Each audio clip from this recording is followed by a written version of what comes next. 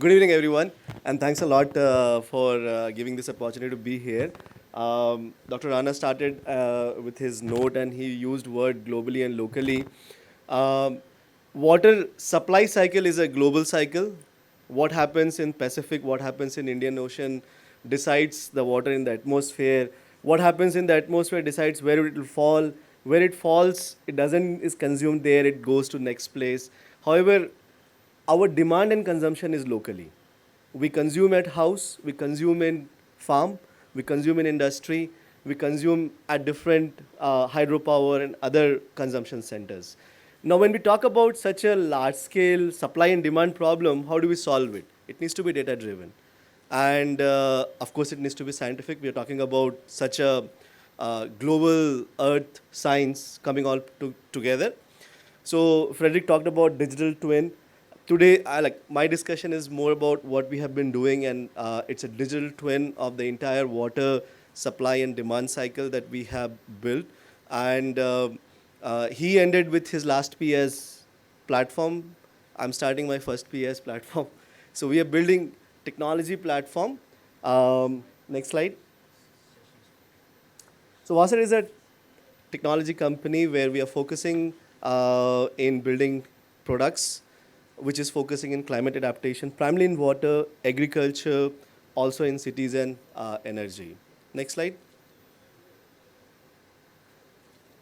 This is the circle where we are focusing, and what you're seeing is the first part where we are bringing the visibility of water in one snap view. So this is a system implemented for the entire state of Andhra Pradesh, where you can click, go to the system and see how much water does the state has: rainfall, reservoirs, minor irrigation tanks, groundwater. You can see at the whole state level, but drill down to districts, drill down to blocks, villages, drill down to individual reservoirs, drill down to individual gram panchayats, and then be able to see all the values in real time, but also seasonal values, monthly values, and then it will enable you to see all the content in map view, because water is a spatial entity. So you're able to see the map view of all the water sources. It can be reservoirs, it could be minor irrigation tanks. Like in this view, you are clicking on a reservoir and seeing this is a groundwater view. Drill down, be able to see a single piezometer, all at the click of your mouse, available to see the real-time status of the groundwater there. And the backdrop, the legions have been talking about how is the status of the groundwater. Once that is done, supply side, let's do the water budget. We talked about water budget, but not at a just state level. Do it at a village level. Once done, next slide. Sorry, go next. It's a video that will play. Next, yeah, next, yeah. Once you have done that, bring the information at a participatory level to gram panchayat, very similar to Google traffic. How do you see the traffic?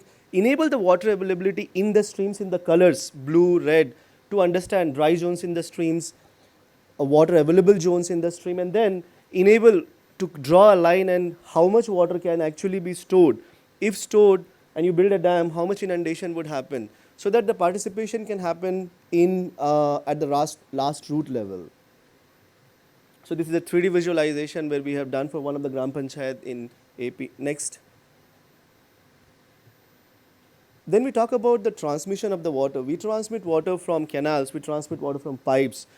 Let's do a digital simulation, digital real-time twin of water supply, where we bring in how the waters are right now flowing in the rivers, how they are at different reservoirs, be able to see if there are pumps and lifts happening, how they are operated, pump load, and then be able to see the charts of them, anything that is running in real time, see the status of the pump, how much energy it is consuming, how should you operate, optimize, health of them, are there any predictive maintenance required. Then also be able to integrate the CCTV of it, so how much water actually is flowing. So one command center view, bringing all of the water in the transmission and the distribution network, and then be able to optimally manage it. Next. So we distribute the water. Next is on the consumption at the city level. So once the water comes to the city, next, bring all the city water distribution right from raw water to filtration plant to last mile connection in the individual houses. Bring citizens into the portal, connection management, billing and collection, um, look into the revenue so that the municipality can know how much they have supplied, how much revenue they have collected towards the economic sustainability of it, enable the citizen to raise complaints, raise connections, and then various other components that they can interact with the system. Bring everything into one view where you can see how much area is connected, what area is not connected. Once that is done, the next big area, the Gajler, is irrigation. Next, next. Click one more time. So here you are able to see the canal distribution, monitor them at the main canal level, distributary canal level, like sir said about the irrigation system having a lot of inefficiency. Yes, distribution inefficiencies are there. So how can you minimize the distribution inefficiency by improving the operational side of it? Then demand driven, look into the satellite data and then do crop mapping. Crop mapping based demands are generated, aggregated to last mile, minor canal, then distributary canal, then main canal, and then create the administration to help generating a right wetting cycle, the Varabandi system. How much water should each of the Varabandi system release based on the rainfall, soil moisture, based on the satellite based view of individual farms, what is the soil moisture status, what is the crop in individual farms. Bring all of them into geospatial maps which can be seen from a mobile but also in a dashboard to different administrators. Next, next, next.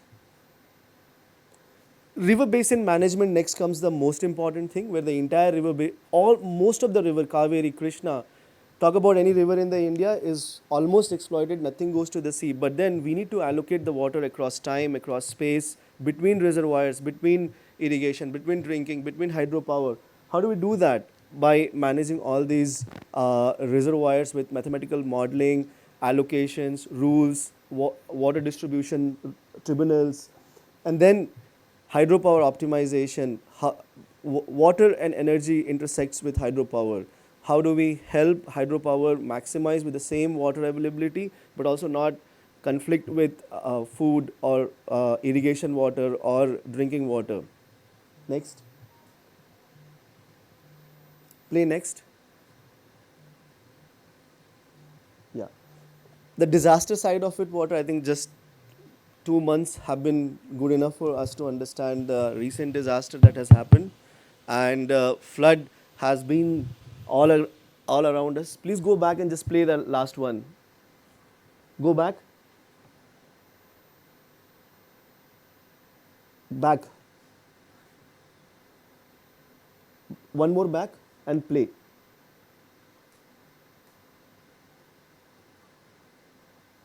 Yeah. Next video play. Next video play. Yeah. This one will play and don't do that. So bringing the flood simulation at a city level, real-time understanding of how the rain is happening, running hydrodynamic modeling, hydraulic modeling, being able to see how the flood will inundate at different places in the city, different parts of the city. Not just inundation in the city as enough, bring the visualization for everybody to see, bring it into the mobile for that to be seen, but not just into the city, also into the entire river basin. So river modeling, then important locations like this one is an airport in Cochin we were seeing, then important facility, bring in 3D visualization, what part of the area would get inundated, at what level the inundation would happen, how you can draw an embankment and that can save. Bring all of that into one platform, usable for the people, relevant to them, and then stitch it to the processes, workflows on their day to day, so that the water management actually can percolate down to every one of us in terms of our intercept in our day to day life, and then we contribute to it. Next. Next. How do we do that? So that's where the platform, and then this is the technology stuff, like we bring in all the different types of technology, IoT, GIS, AI/ML to do that. Next slide. Next slide. Okay, thank you.